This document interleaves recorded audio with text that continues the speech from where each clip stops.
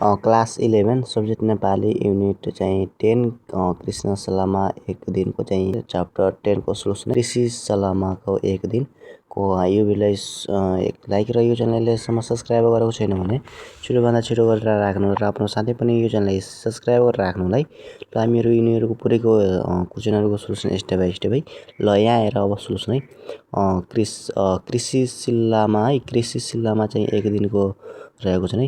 अब यहाँ शब्द भण्डार रहेको छ अब यिनीहरूको अर्थसँग चाहिँ पाठ खोजेर अनि के अरे जोड्न मिलाउनु पर्ने हुन्छ है। अब यिनीहरूको म चाहिँ तपाईँको यता चाहिँ तपाईँको पाठ सोल्युसन पनि रहेको छ र यता चाहिँ तपाईँको बोध र अभिव्यक्तिको सोल्युसन रहेको छ र यता चाहिँ तपाईँको ग्रामर अथवा चाहिँ के अरे व्याकरणहरू पनि यता चाहिँ सोल्युसन राखिसकेको छु म।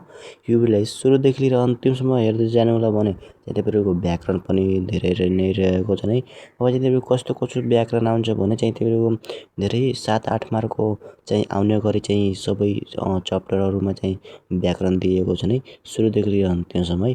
अब चाहिँ कस्तो कस्तो व्याकरण गर्दा चाहिँ राम्रो हुन्छ है। अब म चाहिँ व्याकरणमा नै धेरै चाहिँ म शब्दहरू राखेको छु है। अहिलेसम्म हेरेको छैन भने यो भिडियोलाई सुरुदेखि लिएर अनि चाहिँ तपाईँहरू हेर्न सक्नुहुन्छ है।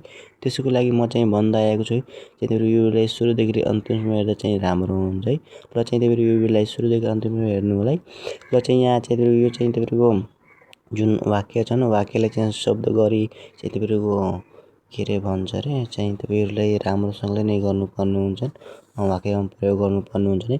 म चाहिँ यहाँ यसलाई चाहिँ गरिसकेको छु है। ल यहाँ अब चाहिँ यिनीहरूको एकदम राम्रोसँगले नै गर्नुपर्ने हुन्छ है। ल अब चाहिँ हामीहरू यो भिडियोलाई सुरुदेखि लिएर अन्तिमसम्म हेर्नु होला र धेरै स्टुडेन्टहरू के कमेन्ट गर्नुभएको थियो भने युनिट 10 को चाहिँ सोल्युसन बनाइदिनुहोस् भनेर 11, 12, 13, 45, 60 को त्यसको लागि हामीहरू सोल्युसन लगाइसकेको छ है।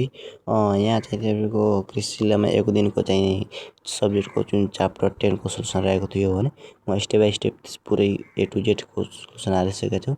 यही च्यानलमा गएर प्लेलिस्टमा गएर चाहिँ तपाईँहरू हेर्न सक्नुहुन्छ है। तर चाहिँ तपाईँको यता चाहिँ यहाँ आएर बोध व्यक्ति पनि आइसकेको छ नि।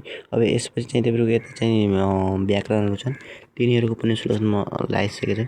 अहिलेसम्म हेरेको छैन भने चाहिँ तपाईँहरू स्टेप बाइ स्टेप गरेर चाहिँ हेर्न सक्नुहुन्छ है। र चाहिँ तपाईँहरू यो भिडियोलाई सुरुदेखि अन्तिम हेर्दै जानु र कुनै पनि समस्या भयो भने चाहिँ तपाईँहरू कमेन्ट गरेर सोध्न सक्नुहुन्छ है। र चाहिँ तपाईँहरू यो भिडियोलाई सुरुदेखि अन्तिमसम्म हेर्दै जानु होला है। ल